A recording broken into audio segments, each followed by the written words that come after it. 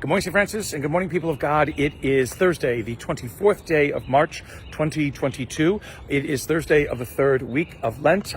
It is the 19th day of Lent today. It is 9 months until Christmas Eve. So something to think about in all of this. Coming to you from the wonderful, glorious courtyard of our school, the Franciscan school. Once again, we have just completed morning prayer, and I just wanted to stand here in front of this glorious redbud that has come into bloom here in the courtyard. It was one of two red buds. Actually, we had two red buds, which one used to be right there. However, in a terrible thunder cell, whatever we had one time, and unfortunately did not survive. So we still have one red bud left. Enjoying the beauty of this courtyard at the Franciscan school. Today's readings are about listening and responding. That's basically it. Listening and responding. Jeremiah leads us with the first reading, in which God basically says, people ain't going to listen. As much as you try, they're not going to listen because they're just stubborn, stupid, stiff-necked, whatever you want to call it.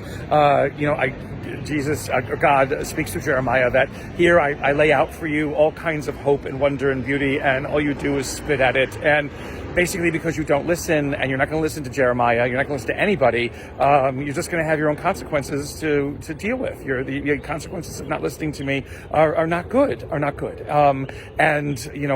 you have your own selves to blame, Do not call upon God that God is not right, that God is not just, that God is not fair, whatever it is. There's a whole set of things that are laid before us to be able to be lived in wonder and beauty, and to refuse it amounts to nothing in our lives, nothing of worth, of value, of holiness, of dignity, of whatever it is.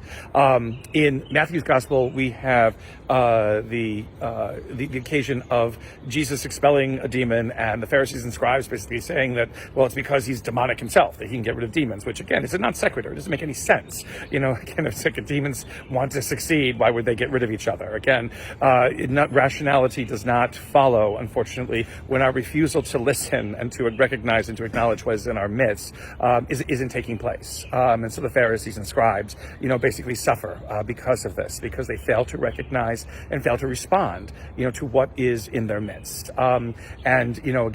Jesus echoes that whole idea. If you are not for me, you are against me. And to be against me really doesn't benefit you at all. You will not succeed because the will of God always succeeds. In both of these readings today, again, it is a God not who is looking to punish us, not with a God, not a God with a black book in which he marks down or she marks down everything that is wrong with us again and again and again, just because God takes delight in pointing out our faults and failings. It is a God basically who says, if you do not listen, if you do not recognize, if you do not respond to what is wonderful and glorious of me in your midst and in your daily life, then there's nothing more than God can do for us. We have to be the ones who respond. We have to be the ones who receive what we are given. We are the ones who must have a reaction of welcome, of embracing to what it is that God offers us in this world.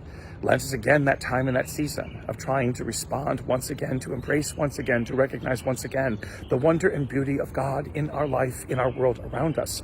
And again, to grow more and more in cherishing and reverencing and embracing and in keeping that goodness and wonder alive in our midst. And may the Lord give you his peace.